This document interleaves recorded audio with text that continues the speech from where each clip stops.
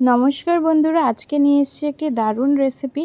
আবার নিয়ে এসেছি অনেকই সিম্পল রেসিপি। এই চ্যানেলে আপনারা অনেক সিম্পল ইজি আর টেস্টি রেসিপি আপনারা দেখতে পারবেন, আর আমরাও নিয়ে আসার চেষ্টা করি। আর এই হলো গিয়ে আজকে আমরা বানাতে চলেছি কলাপাতা দিয়ে মুরলি মাছের ভাপা। প্রথমে নিয়ে নিয়েছি কলাপাতা আর অল্প সরষের তেল লাগিয়ে নিয়েছি, আর সাথে নিয়ে নিয়েছি মুরলি মাছ আর বেগুন, টমেটো, অল্প লঙ্কা, পেঁয়াজ আর অল্প ক্যাপসিকামও নিয়ে নিয়েছি।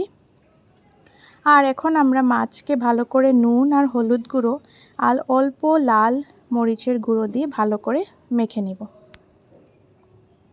এখন আমরা মাছটাকে ভালো করে মেখে নিব।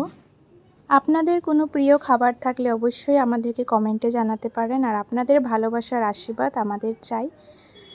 আর সাথে এখন নিয়ে নিলাম আমরা টমেটো, তারপর নিয়ে নিলাম ক্যাপসিকাম আর বেগুন নিয়ে নিয়েছি। এখন আমরা এইগুলোকেও ভালো করে মেখে নিব। সাথে দিয়ে দিলাম পেঁয়াজ দিয়ে এখন আমরা দিয়ে দিয়েছি লঙ্কা, পরিমাণ মতো নুন, আর সাথে দিয়ে দিলাম পরিমাণ মতো হলুদ গুঁড়ো,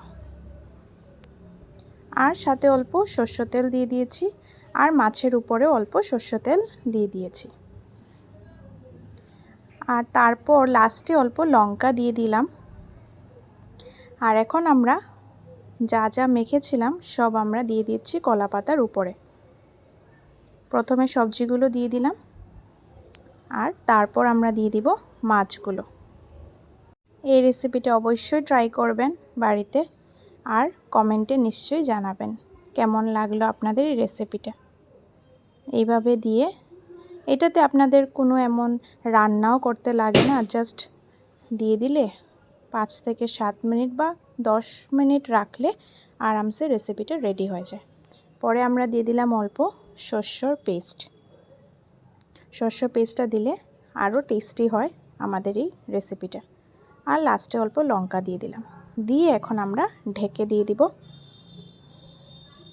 10 মিনিটের মতন রাখার পর আমরা এখন ঢাকনাটা উঠিয়ে নিচ্ছি। উঠানোর পর অল্প দেখবেন জল থাকে, অল্প ঢাকনা উঠিয়ে এইভাবে শুকিয়ে নেবেন। তারপর দেখবেন আমাদের মুরলি মাছের ভাপাটা হয়ে যাবে রেডি, আর খেতে অনেকই দারুণ লাগে। দেখা হচ্ছে নেক্সট আবার ব্লগে। Thank you for watching. আর আমি আশা করব আপনারা আমাদের পাশে থাকবেন আর আপনাদের আশীর্বাদটাও রাখবেন।